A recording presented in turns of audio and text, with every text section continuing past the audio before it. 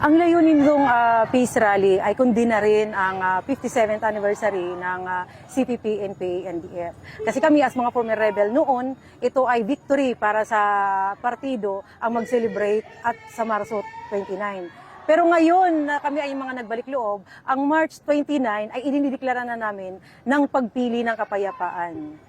Ito po yung pinaka-objective niya at nagkaisa kami. Nanggaling ito sa 10 municipalities na mga participants para lang magkaisa na upang piliin ang kapayapaan ngayong araw na ito. Kami as Peace Advocate Organization, ang ginagawa namin is kundi na rin lahat ng mga pinagagagawa ng CPP, NPA, NDF kasi ngayon hindi na kami naniniwala sa kanilang ideolohiya. Alam namin na sa kanilang ideolohiya wala talagang hustisya at saka sa kanilang mga ginagawa na mga extortion at yung pagkasira ng mga pamilya ng mga biktima ng insurgency ay hindi kailanman maghihilom ang kanilang mga sugat na nararamdaman. Kaya ngayon, kinumbinsi namin sila para magkaisa kami na ang Marso 29, ipagdiwag natin ang pagpili ng kapayapaan. Tinitindig na namin na kung ano man yung programa at yakapin ang programa ng gobyerno para magkaroon lang ng katahimikan at kapayapaan. Kami ng mga balik loob, nagpapasalamat kami sa Philippine Army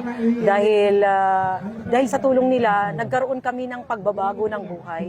Ito yung pinakamalaking pagbabago na hindi na kami natatakot. Wala na talaga kaming takot na para sa buhay namin. Ito ay napakaganda kasi ang programa ng government para sa mga former rebel ngayon ay amin nang nakakamtan at ito ay meron na din talagang ibinigay sa amin ng mga livelihood ang government. So ito, yung transformation at saka transition ng mga former rebels ay nangyayari na sa kanila. Kaya nga ito, suportado na talaga sila sa gobyerno, sa mga programa ng gobyerno. Yung nagudyok sa amin, una sa lahat, sobrang gulo kasi ng buhay namin dati.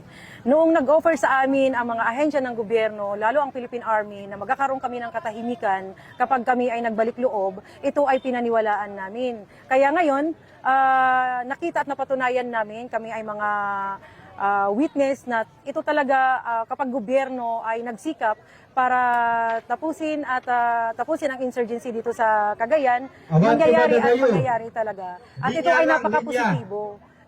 Kasi makikita nyo sila, napaka-supportive nila at hindi na sila mahihikayat pa na sumali sa kabilang grupo ulit.